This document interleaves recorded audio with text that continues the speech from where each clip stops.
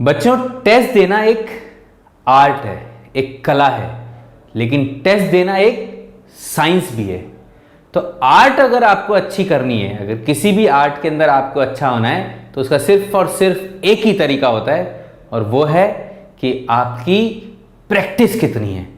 लेकिन साइंस में एक थोड़ा सा अलग फंडा होता है। साइंस में ये होता है कि साइंस में हम एक्सपेरिमेंट्स करते हैं, और एक्सपेरिमेंट्स जब करते हैं तो हम ये देखते हैं कि हमारे इस एक्सपेरिमेंट का क्या रिजल्ट आया। ज़रूरी नहीं है हम उसमें पास हों, ज़रूरी नहीं है कि हम उसमें फेल ही हों, कभी पास होते हैं कभी फेल होते हैं, लेकिन हम हर एक्सपेरिमेंट से सीखते चले जाते हैं, सीखते चले जाते हैं, और अगला एक्सपेरिमेंट उससे बेटर करते हैं। आप लोगों ने सुना ही होगा, अभी चंद्रयान के साथ भी जो हुआ वो कोई फेलियर नहीं है, इट्स ए लर्निंग। अभी बहुत सारे साइंटिस्ट, आपने शायद थॉमस एडिसन का भी नाम सुना है कि उसने 700 टाइम्स एक्सपेरिमेंट किया, तब जाके कोई एक चीज़ बन के सामने आई थी। तो उससे किसी ने पूछा कि सर, जब आप इतने एक्सपेरिमेंट करते जा रहे थे तो आपने 500वें एक्सपेरिमेंट के बाद क्या सोचा होगा? मैं एग्जैक्ट कहानी नहीं सुना रहा हूँ, मुझे जितना याद है उस हिसाब से सुना रहा हूँ। Then you know what he replied, वो बोलता है कि इन 500 तरीके से मैं ये सीखा कि इन 500 तरीके से बल्ब नहीं बनाया जा सकता। मुझे नहीं पता वो कौन सा एक्सपेरिमेंट था, आई फॉरगेट दैट। लेकिन हम लगातार एक्सपेरिमेंट जब करते हैं तो आपका टेस्ट, कला तो है ही, आपकी प्रैक्टिस तो है ही, जितनी प्रैक्टिस करोगे उतना आप परफेक्शन की तरफ चलते चले जाओगे। लोग बाग कहते हैं कि अगर आपने 10,000 घंटे किसी एक कला के ऊपर लगा दिए तो वो कला में आप परफेक्ट हो सकते हो, अगर आपने इफेक्टिवली 10,000 घंटे लगा दिए। खैर, वो एक अलग चीज़ है। अभी हम ये बात कर रहे हैं कि अगर ये एक साइंस है, टेस्ट देना अगर एक साइंस है, तो फिर इस साइंस का हम फीडबैक कैसे लें, इससे हम समझें क्या और कैसे समझें। तो मैंने यहाँ कुछ पॉइंट्स लिखे हैं कि जब आप टेस्ट दे देते हैं, नीट प्रेप के अभी टेस्ट चल रहे हैं, 3 टेस्ट हो चुके हैं और चौथा टेस्ट अभी 15 तारीख को है। जिन लोगों ने दिए उनसे मैंने, बहुतों से मैंने बात करी है, लगभग 10-15 स्टूडेंट से मैंने बात करी, तो मुझे समझ में आया कि इनको ये बताना पड़ेगा कि टेस्ट देने के बाद किस तरीके से आप अगले टेस्ट में इंप्रूवमेंट ला सकते हैं। तो सबसे पहले तो मैंने ये लिखा है, टेस्ट दे लिया, 3 घंटे का हो गया, पूरे लगभग 10,000 सेकेंड्स हैं, हाँ 10,800 सेकेंड पड़ते हैं 3 घंटे के अंदर। तो जो क्वेश्चन नहीं बने उन्हें फिर से अटेम्प्ट करें, देखें कि पेपर में हो सकता नहीं बना, लेकिन उसके बाद से हम देखें कि यार ये जो कंसेप्ट था ये मेरे से क्यों नहीं हुआ, तो उनको अटेम्प्ट करिए। ठीक है, एक टाइम लिमिट के साथ अटेम्प्ट करिए। मान लो 10 सवाल हैं तो 10 सवालों के हिसाब से अटेम्प्ट करिए। सेकंड, जब आप अटेम्प्ट कर लेंगे तो आप ये देखेंगे कि आपने जो पेपर के टाइम पे किए उसमें से कुछ गलत हुए, और जो नए अटेम्प्ट किए उनमें से भी कुछ गलत होंगे और कुछ सही होंगे। ठीक है, तो जो रॉन्ग हुए उनका एनालिसिस कैसे करना, ये देखना कि मेरे से कोई कंसेप्चुअल मिस्टेक तो नहीं हो गई, क्या मुझे वो कॉन्सेप्ट जो है मैं गलत तो नहीं लगा दिया। तो अगर गलत लगा दिया तो क्या सही है और कैसे सही है, ठीक है, क्यों गलत लगा दिया, ये भी देखना है। दूसरा, कॉम्प्रिहेंशन ऑफ द क्वेश्चन। हमें क्वेश्चन समझ में ही नहीं आया और हमने बिना समझे आधे अधूरी समझ के साथ उसे कर दिया। जैसे बहुत सारे बच्चे फिजिक्स के अंदर ये गलती करते हैं, जैसे मैंने कहा 30 डिग्री साउथ ऑफ वेस्ट, तो कई बच्चे क्या करते हैं, 30 डिग्री साउथ ऑफ वेस्ट जब बनाना होता है तो ये वेस्ट है ना, ये साउथ है, तो साउथ ऑफ वेस्ट के चक्कर में 30 डिग्री साउथ ऑफ वेस्ट, ये 30 डिग्री बना देते हैं। तो बताओ क्या सही है, ये वाला 30 डिग्री सही है या ये वाला 30 डिग्री सही है?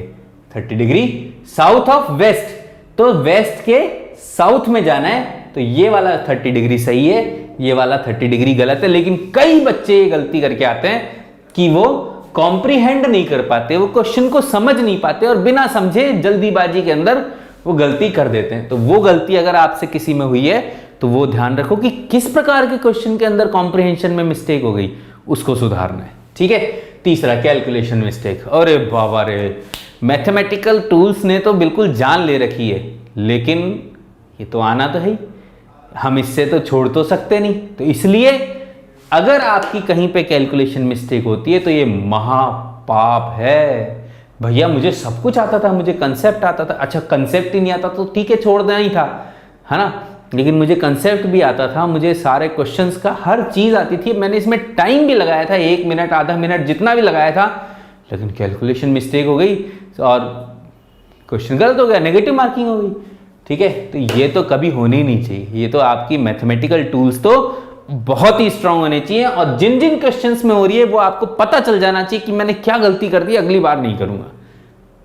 मार्किंग मिस्टेक, बबल फिल करना है और ऊपर की जगह नीचे कर दिया। कई बच्चों को देखा है मैंने, उसके चक्कर में सर मेरे साथ की एक थी, वो फर्स्ट अटेम्प्ट में इसलिए सेलेक्ट नहीं हुई क्योंकि उसने एक बबल एंड में जल्दीबाजी कर दी और एक बबल ऊपर या नीचे खिसका दिया, और उसके चक्कर में सारे गलत। हाँ, तो उसका मेंस के अंदर उसमें सिलेक्शन ही नहीं हुआ उसका।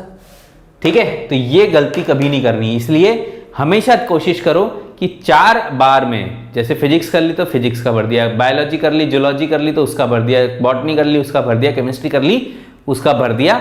एंड के ऊपर मत छोड़ो क्योंकि उसके चक्कर में गड़बड़ होने की चांसेस रहते हैं।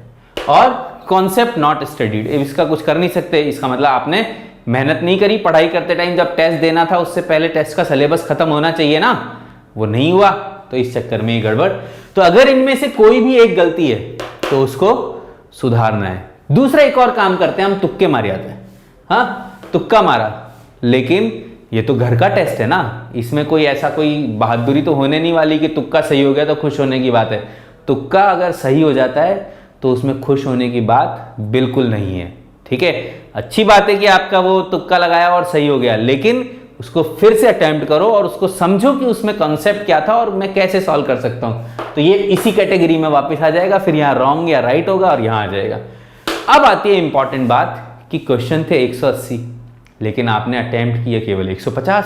सर टाइम ही नहीं मिला, इतनी कम स्पीड है, तो भैया इसका तो कुछ किया नहीं सकता, ये तो लगातार प्रैक्टिस करते चले जाओ। कौन से क्वेश्चन ऐसे तो क्या होता है कि जब हम सवाल करने बैठते हैं तो हम खो जाते हैं, सोचते हैं अब आ जाएगा, अब हो जाएगा, अब कैलकुलेशन हो जाएगी, या क्योंकि अगर क्वेश्चन ज़्यादा टाइम ले रहा है उसको गोला लगा के आगे बढ़ जाओ।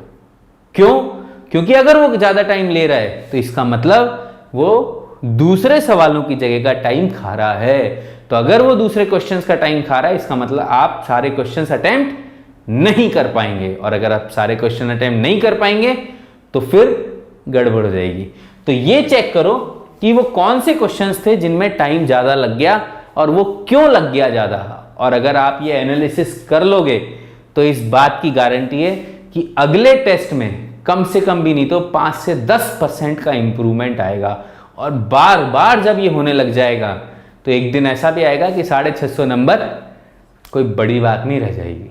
ठीक है, तो इसलिए अब की बार जो 15 तारीख को आप नीट प्रेप की टेस्ट सीरीज के अंदर क्वेश्चन टेस्ट दो, तो उसके बाद ये एनालिसिस जरूर करो। चाहे आप कोई सा भी टेस्ट दो, किसी भी कोचिंग इंस्टीट्यूट का टेस्ट दो, अगर आप ये काम नहीं करते हैं, इसका मतलब ये है कि जिस दिन टेस्ट है उस दिन इसके अलावा कोई और काम नहीं करना। उस घर पे आओ, घर पे आके टेस्ट को एनालाइज करो, उसकी आंसर की देखो, उसके फिर हाँ जब ये सारा काम कर लो फिर भी चीजें समझ में नहीं आ रही तो हम लोगों ने सारे के सारे हर क्वेश्चन के बाद उनका वीडियो सॉल्यूशन डाल रखा है, वो वीडियो सॉल्यूशन देखो और फिर समझो कि मैंने क्या गलती कर दी।